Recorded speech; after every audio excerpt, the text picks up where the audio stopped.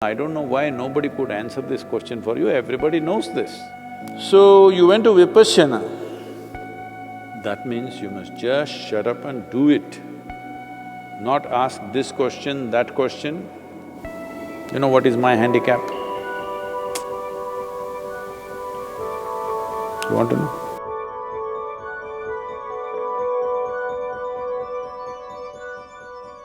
This question is from Decent Divan. Whoa. Respected Guruji, I am a Buddhist and a Vipassana practitioner. I have a question which I have asked many Vipassana teachers and other gurus, but everybody said that no one can answer this.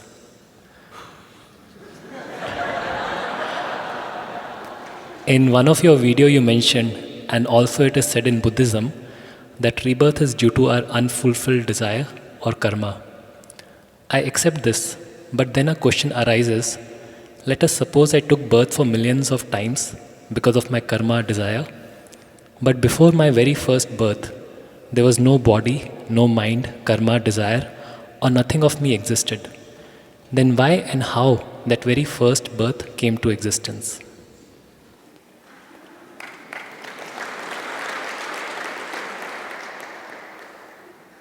Now, even I'm wondering about that about you.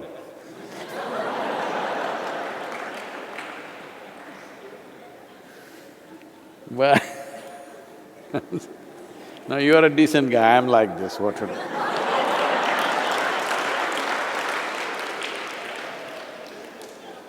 Let's take that question further back. It's not just about your birth. Well, in the yogic culture, there are theories which are explained in the form of dialectical stories, how Shiva was like Shava. Shava means a corpse. He was inert, phenomenal energy but inert. Then energy or Shakti came and danced around him, upon him, then he got kind of woke up. Well, we are, picturizing it as a man and a woman, but that's not what we're talking about. Inert means nothing happening, no reverberation. No reverberation means no creation. Energy got introduced, reverberation started. From a simple basic reverberation, it got more and more complex. As reverberations became more complex, it became matter, matter became small molecules, they became planets, planets became many things, life happened, variety of things, you know the evolutionary theory from there on. Evolutionary theory only starts after life has started or at the beginning probably, but if you go back, creation itself, we may not know the exact trajectory of how it happened, but we approximately know how it happened even as per modern science.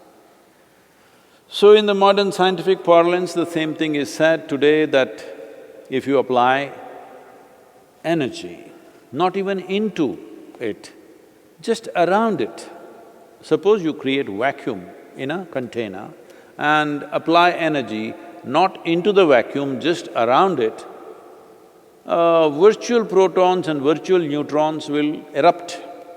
That means creation begins to happen. Proton, neutron just have to get together for an atom to happen. Once an atom has happened, creation has started. So, similar things are said in modern science. I don't want to go into any theories, but obviously creation began somewhere. Somewhere means it may not be within the projections of human mind in terms of time, because it's not one, but in the yogic system, there have been estimates that there have been 84 creations till now, 83 creations till now, this is the 84th one. And up to 112 cycles of creation can happen. Beyond that, creation will be material-free, just pure energy creation. But we're talking in terms of maybe billions of years or trillions of years, I don't know. but those projections are made. Well, obviously it's just a theory. Nobody can prove or disprove anything about it. But it looks like a plausible theory because the markings of 83 creations are there in our system in various aspects of life around us. The markings of 83 and this being 84 are there for those who look very closely at it. So how did you, such a decent guy, happen? Well, so this question doesn't go that far as I took it just now. It's talking about if I did not have karmic substance, how did I happen? That's a question. Well, you don't need a spiritual answer. Charles Darwin himself has explained this. You were a single-celled creature, and then you became two-cell, then you became three-cell, then you became multi-cell. Now you become little more only. Decently better. A decent development from a single cell has happened. So, in the process from the single-celled animal, from an atom to a molecule, right now this is a wonderful time to ask this question because there is virus. A virus is not a full-fledged life. It has proteins and enzymes to make it a life, but it's not yet life. Only when it enters your cell, it has a life. But by itself, it has no life, just a certain combo of protein. So decent, what? Dushyanta? Divan. Oh. So you were also pre-life, became life, became more and more complex life. Complexity itself is karma. Karma is not necessarily, even now as you sit here, karma is not necessarily only what you do like this. The thoughts that pass in your mind are karma, emotions that pass in your mind right now are karma. Simply, a thought just passed in your mind. You looked at the person next to you, thought, why is he here? He should be on the roof with the monkeys. Just like that, sometimes thought like this come. Hello. So this karma just happened inadvertently, not caused by you, caused by the monkeys dancing on the roof.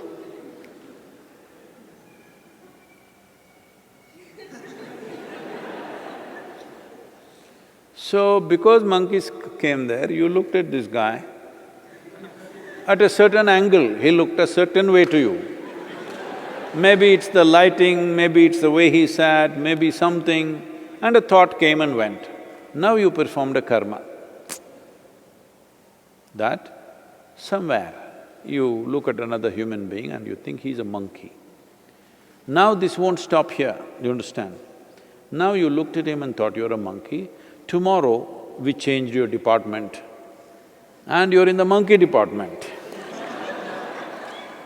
Oh my God, I have to work with this monkey today. It will continue.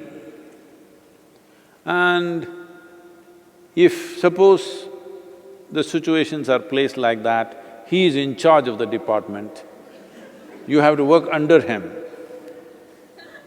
Do I have to be instructed by a monkey like this? It will grow.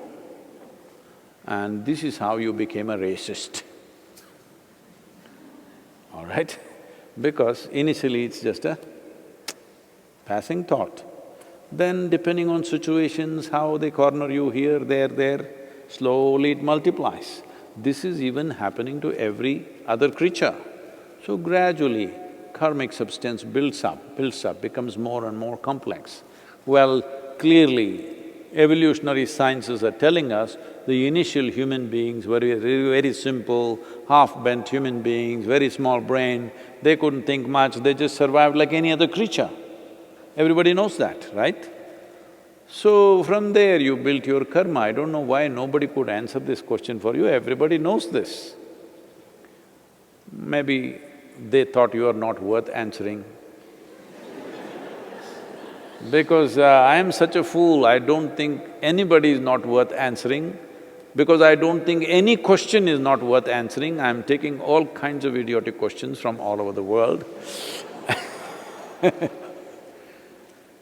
So right now, you're wasting your time very indecently. Because these are all questions of the vain. Because mainly, your questioning is towards whoever those… I don't know who are those people that you ask questions. In some way you want to make a fool out of them. That's all you're interested in. You're not interested in knowing anything about yourself. You're not interested in having tools for your transformation or growth. You said you went for Vipassana. Vipassana means no questions.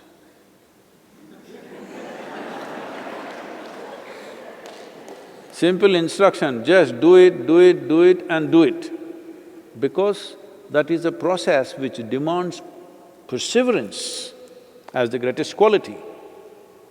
Gautama taught Vipassana to large groups of people because there was no time to prepare them. He was every day moving from village to village, town to town, no time to bring understanding into those people. So no teaching, no question, just simple instruction. Get the instruction right, just do it, do it, do it. Slowly it will transform you. It's a bit laborious process, but a fantastic process that even if you have no clue what you're doing, if you just do it, slowly it will transform who you are. When I say transform you, every aspect of you, including your chemistry, gradually it will transform. It's a laborious process because in those times, you must understand, he was teaching 2,500 years ago. 2,500 years ago, the common wavelength of the society was not intellectual understanding. The common wavelength of the society which lived hard lives was perseverance. People could persevere. Today, to make them persevere, you have to talk to them for hours and hours and hours because they think they understand everything. Those days, people had no such problems. They knew that they don't understand. So you had to just you had to just instruct them and say, do it. And those were good times for the gurus. Because if you give an instruction and say, you must do it, you just do it. You know, my mother, some yogi in Nandi Hills, once we went to Nandi Hills and she showed me the cave where she was initiated. She gave… that yogi gave her some mantra, I don't know who he is anyway. And she never had a picture or she wouldn't even talk, utter his name. But every day she did something with eyes closed. Right through our life, we've been her life, 4 children, husband is her life. She married at the age of 17 and that's her life. But before that, she was initiated and this yogi told her, whatever happens with your life, you must do it every day.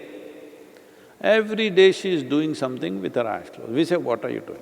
Say, well, this yogi gave me a mantra, I just do it. We want to know what's the mantra. So we played all kinds of tricks on her, tried to compel her, emotionally, blackmail her. You tell us this mantra. Such a gentle and easy person to deal with, always she was. But not once, no matter what, either to her husband or to her children, she ever told the mantra because the yogi said, you don't share this with anybody. I mean to say, it was so easy to instruct them. If I tell you, keep this to yourself, you'll put it on the social media.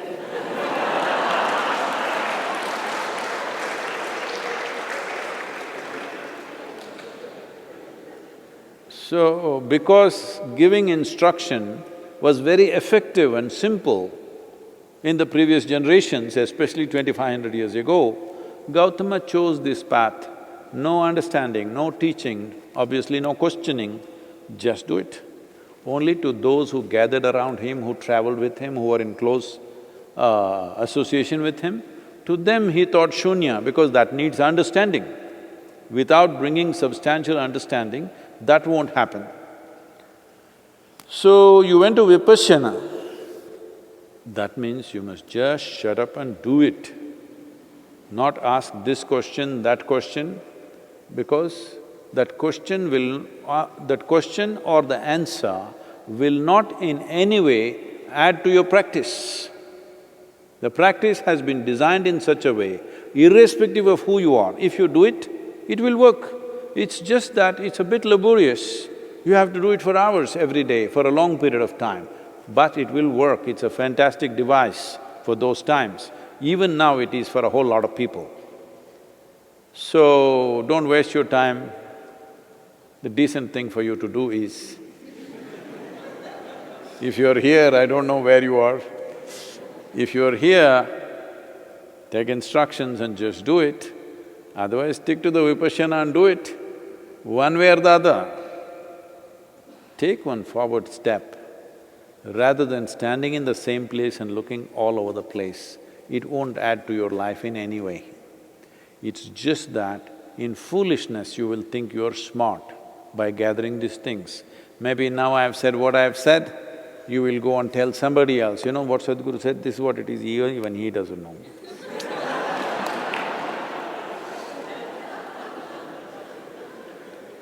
Or you will make it your answer and put it on the social media. Whatever you do, it's of no use. Existentially, if you want to move on, you must do something existential within you. You do psychological things and you think you will move on, you will not. You know what is my handicap? You want to know? Simply, being straight and honest is my big handicap. Yes, no deviousness, this is my handicap, what do you think?